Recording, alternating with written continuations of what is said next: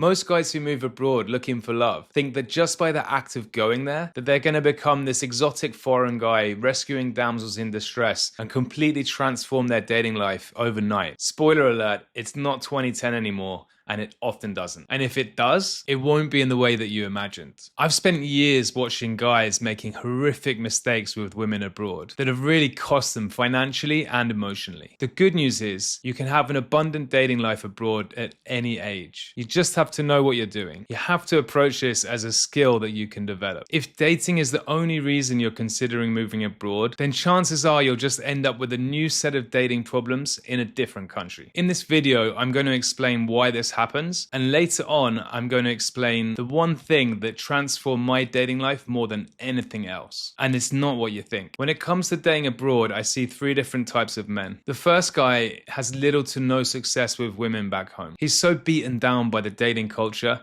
and his self-esteem is at rock bottom. He's tired of being the nice guy who always finishes last. He thinks that if he moves to another place where he's exotic, women will finally treat him with the respect that he deserves. But he so often commits to and settles for the first woman that he meets because he's just looking for a warm body next to him, rather than actually doing the work on himself and finding someone who actually likes him for who he is and connects with him on a deeper level. So he ignores all of the red flags because he finally has someone in his life and he's so blinded by her beauty. He will even let the woman select him rather than the other way around. These are not the actions of a man who's making decisions of his own on his terms. These guys so often get finessed out of money or trapped in a relationship they want out of or that just doesn't really fulfill them. I've seen this so many times. The second type of guy has had some success with women back home, but he wants a more abundant dating life. That was actually me. I felt I was good with women at a certain level of drunkenness, but I regularly pushed way beyond that limit. I know now that I also didn't really back myself to go after the women that I truly desired. But what I discovered is that to consistently attract the most desirable women, you still have to do the work on yourself. There are no shortcuts, and you will get found out eventually if you haven't. The third type of guy already has an abundant dating life, and he's very confident with women because he knows his value. This guy does well wherever he goes, and he usually does not pick a place to live based on the women alone, but he picks a place based on the fact that he actually wants to live there and build a life for himself. To be honest, I've been most of these guys at some point in my life, so I know exactly how frustrating it can be, feeling that you know you could do better and you have lots to offer,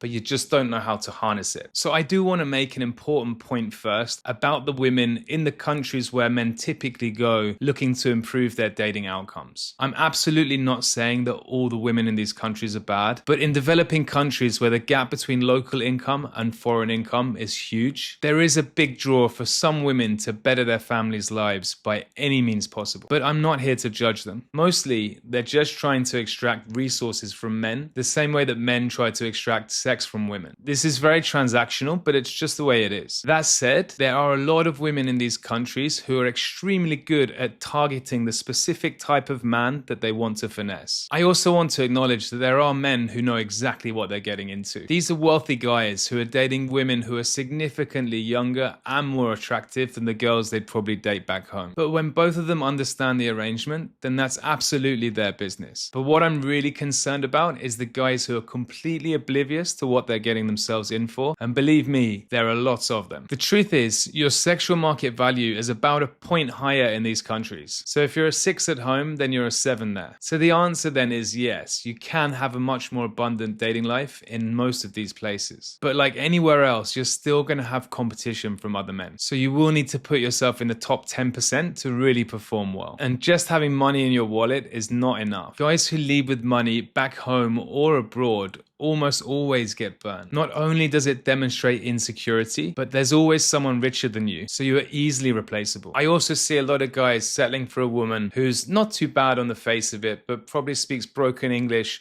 isn't particularly educated. And what I usually see with these guys is that they end up feeling bored and alone in their own relationship and longing for a good conversation. So although it is easier dating in some of these countries, it's not a cheat code by any means. Especially if you don't want to settle and you want to have access to the most sought after women, you still have to do the work. And by the way, if you do want the actual cheat code, stick around, I am going to explain it later. When I got to Latin America 10 years ago, I was doing well with foreign women as well as locals, but I really wanted to improve. I'd upped my game in the UK over a period of years, but I was ready for the next step. So I started doing what was necessary to level up. There's something I see a lot of guys do as their dating lives begin to become more abundant as they level up. And there's no judgment here. I've actually been there myself. They begin using their sexual exploits as a way to validate themselves as a man. It becomes a game, like how many girls can I sleep with, which is initially empowering, but you then become the eternal fuckboy. But this really only serves as a mask for feelings of unworthiness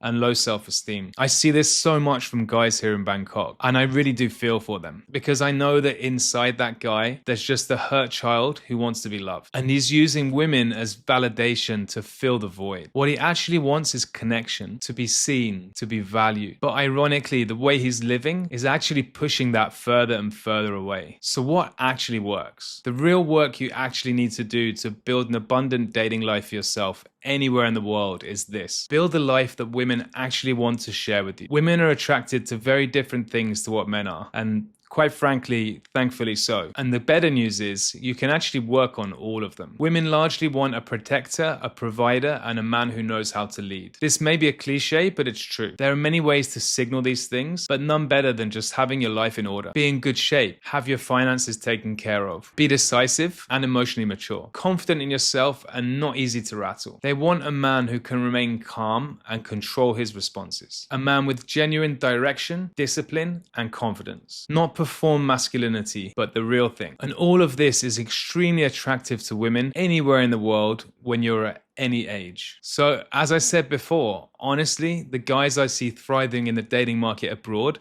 they're exactly the same guys who are thriving at home. They're not always chads, but they have their shit together. They're not usually the ones that only move there for the women either. They're the ones who move there for themselves, to actually build something. They want to grow and live the life that they desire. And most women instinctively just want to be a part of that. And the guys that I see struggling, unsurprisingly, are the guys who do not have their shit together. Women sense that in a heartbeat. Perhaps not even at a conscious level. They think, how can I trust this guy to take care of me and potentially a family one day when he can't even take care of himself? You get back what you put out into the world. So level up, do the work, and the quality of women in your life levels up with it. So how do you actually go about meeting women? I used to use dating apps, but I haven't for years. They become less and less effective as you get older, especially if you're aiming for the most sought after women. If your profile currently sucks, for sure you can improve it. You can add some better photos, sharpen up your bio, work a little on your text game, and sure, you'll get better results. But there's still a ceiling, and that ceiling gets lower and lower as you age, especially as your standards start to go up. Apps have also made men lazy. Most guys hide behind them instead of developing confidence in real life, which means that the true opportunity is no longer on the apps. I did promise you a cheat code earlier, so here it is. If there's one skill every man should develop, it's cold approach. I've spent years honing this skill, and I can honestly say it feels like having a superpower. A lot of guys are concerned about the stigma of pickup artists, but if you just do this stuff the right way, then it's not sleazy or manipulative at all. So the reason why guys in the pickup artist community do get a bad name is that a lot of guys in these communities do end up becoming bitter towards women instead of taking real responsibility for improving themselves. Pickup without inner development often becomes hollow and toxic. I think this and a lot of the other red pill ideology is just rooted in prior negative experiences with women. And if a lot of these guys were to really think about it and be honest, they'd realize that most of their issues with women are actually of their own creation and not the women that they're dating. So anyone can learn this skill. As long as you're socially calibrated and able to hold a conversation, all it is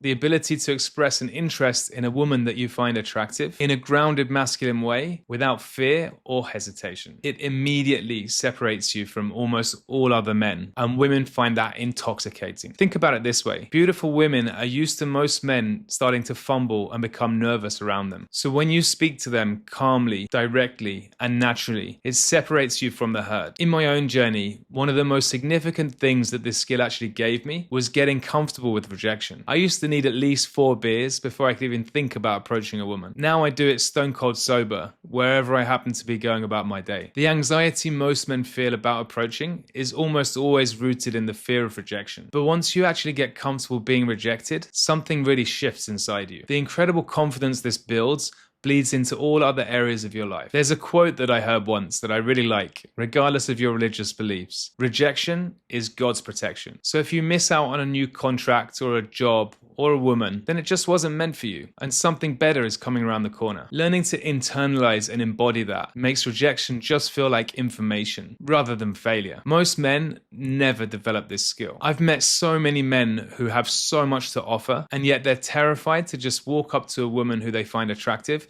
and just say hi. The ones who actually push through the discomfort have a permanent advantage regardless of their age or their location, not only in dating, but in life. And I promise you, if you become the man who walks over and says hi, instead of the man who stares from across the room, the anxiety fades away and you start having an abundance that you never dreamed of. So I get asked a lot, does dating get harder as you get older, and particularly abroad? Honestly, in my experience, it just gets better and better, but only if you've done the work that I outlined today. And if you haven't, then yes, of course it gets harder, but that would be true at any age. There's a real shortage of genuinely masculine men out there right now. Women notice this and they tend to be drawn to older men for good reason. They love their groundedness and the leadership qualities that they demonstrate, the emotional stability and the feeling of being with a man who knows who he is and knows what he wants. Become that kind of man, and I promise you, your results with women will improve anywhere in the world, regardless of how old you are. Some of the things that make a man truly attractive are real confidence, clear direction, financial stability, and emotional maturity. And these all improve with age, especially if you've done the work. A grounded older man who truly knows who he is will outperform a lost, confused 25-year-old every time. I'm 45 now, and I'm dating women that I could not have dreamed of 20 years ago. And I did actually spend a year living here in my mid-20s. And this is all down to the work that I've done on myself and not my passport or where I live. The same applied in all of the other countries that I lived in too. So to recap, an abundant dating life is absolutely available to you at home or abroad if you're willing to commit to doing the real work. Get in shape, build financial independence, do the inner work, develop your social skills, including the ones that feel uncomfortable. Learn cold approach and understand the art of attraction,